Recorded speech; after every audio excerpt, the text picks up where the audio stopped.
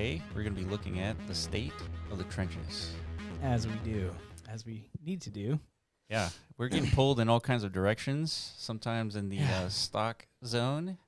I think a lot more times coming up here soon. We've kind of like been seeping in the reality pill. We're slowly been digesting it ourselves because this is one weird reality warp.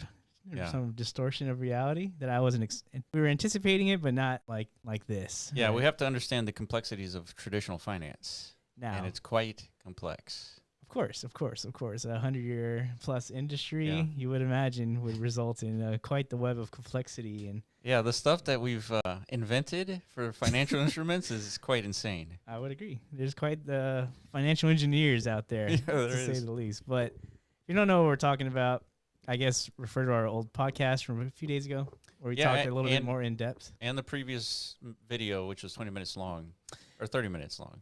Yeah, where we're kind of like getting into the weeds of the idea of Bitcoin treasury companies. Yeah. The idea of, Bitcoin is achieving like civilization scale consensus in its adoption with traditional finance. And we're in like the very early stages of figuring out how that molding process works. Yeah.